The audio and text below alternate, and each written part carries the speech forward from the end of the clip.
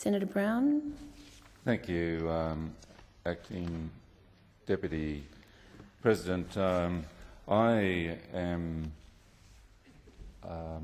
ashamed that the Australian government has allowed the alleged war criminal Gui Campos to leave the country today. I have it on very reliable authority that that is so, although we don't know because the government has not chosen to make any statement on the matter. You will know, Acting Deputy President, that I have repeatedly raised this matter in the chamber and questioned the government about its intentions and sought assurances from the government that Gui Campos would not be allowed to leave this country until investigations into his alleged criminal activities during the occupation of East Timor by the Indonesian military were carried to fruition. But Mr Campos has been allowed, and I would say aided and abetted, to leave this country by the Rudd government. And I, first of all, would draw attention to Dr Ben Saul, the head of the Sydney University Centre of International and Global Law, who said this about Australia's obligations. Australia, as a party to the 1949 Geneva Conventions, has a duty to search for, investigate, prosecute and extradite any suspected war criminal found in its jurisdiction.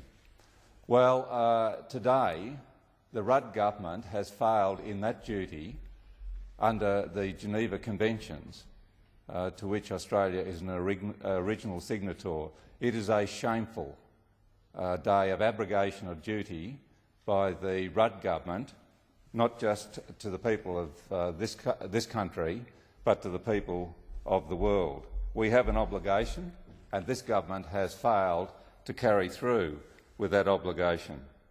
I go back to the case of Mr Campos.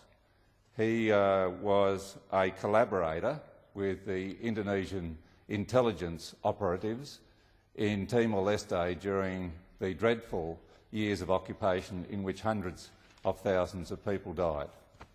And amongst those hundreds of thousands were many thousands who were dobbed in by collaborators like Mr Campos and who were taken to torture chambers or who simply disappeared. That is, they were executed.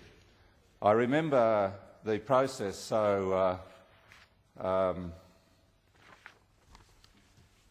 terribly because during those years, before liberation, I tried to hold a photographic exhibition of what was happening in those torture chambers here in this parliament, and under the Howard government, the presiding officers of the day refused to have those photographs shown. They then went to the ACT Legislative Assembly where they were put on public display. There was a mindset against seeing what was happening in East Timor in those dreadful years, and that mindset has not yet gone, as we can see from the government's letting of Mr Campos leave the country today. I wrote repeatedly to the Attorney-General, Robert McClelland, about the matter, to the Minister for Immigration and to the Australian Federal Police, because Mr Campos's presence here, he came to see the Pope in July last year on a visa provided by the federal government, and that, by the way, was 2 years after his activities in Timor-Leste had been notified to the Australian authorities. He nevertheless got the visa. He came and no doubt saw the Pope. But then the attention of his presence in Sydney was brought to the attention of the authorities by the sister of one Francisco Jimenez, an 11-year-old boy who, it is alleged, in 1979 Gui Campos bashed to death because he wanted to get information out of this little boy about the presence of Fretilin in the then Patriots in the forests of East Timor. He was convicted of that killing, but that was overturned by very rapidly by a higher court, as no doubt was the process of injustice by the Indonesian authorities occupying East Timor. His sister brought the matter to the attention of the police because she ran into the man in the street in Sydney In August last year, it was drawn to the attention of the Australian Federal Police.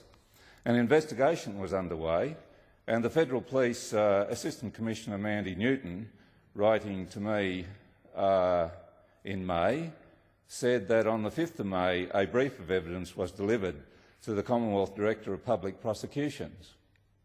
The AFP continues to work closely with other Commonwealth agencies, including the Commonwealth Director of Public Prosecutions, to progress this investigation. Based on legal advice received by the AFP, there may be legal jurisdiction in Australia for the offences committed in the 1990s, and that included the naming, framing and then arrest and torture of fellow citizens, including students from the Dili University, who were tortured in the presence of this man in the Indonesian intelligence torture chambers in Dili at the time. One Mr Bello, now a journalist in East Timor, said, "I was very badly tortured by Kopassus soldiers while Mr Gui Campos, with 2 other Timorese, was working as the Indonesian intelligence spies, and they were present in the room." He called for the arrest and prosecution of this man, and so of a number of others. I can only firstly congratulate the James Thomas of Today Tonight on Channel 7, who's run a campaign in the media to have this man brought to justice. I can't imagine his feeling tonight at what the Australian government has done. I called on the Attorney-General by mail a month ago to have a criminal justice stay visa given to Mr Campos so that he would remain in the country. Instead of that, the government allowed his current visa to expire so that he was forced to leave the country. There has been aiding and abetting of this man leaving this country. And why is that? One can only presume because the government was too gutless to take the action required under the Geneva Convention and instead wanted to avoid discomfort with the authorities in Jakarta. And that is disgraceful behaviour by the Attorney-General, by the Prime Minister and by the other ministers involved. This country has never brought to justice a war criminal on our shores. It is today's activity by this government has enhanced Australia's sorry reputation, and I'm ashamed of it, for never having prosecuted a war criminal, and enhanced its reputation as a haven for people who have created despicable acts against fellow citizens during wartime. It is an incredible lapse, as well as a lapse aided by deliberation by this government. I can't express my dismay at the injustice that's been deliberated upon by this government. And Madam Acting Deputy President, just last week we had reason to think a government had at last gained some gumption by deciding to proceed with an investigation about the death of the Balibo Five, those Australians who were gunned down, innocent Australians at Balibo, when the Indonesian army invaded Timor Leste back in 1975. But the people who the coroner named in Sydney are in Indonesia, outside the reach of the law of this country. Here we had an alleged war criminal, and I believe Australian police officers have been to Dili to talk with victims of this man, with a police investigation underway, and this government not only lets him go, but expires his visa so he had to go out of the country. What despicable behaviour by this government. It's not just remiss, this is by deliberation. It's a shameful day for injustice coming from this Australian government. It should hang its head in shame.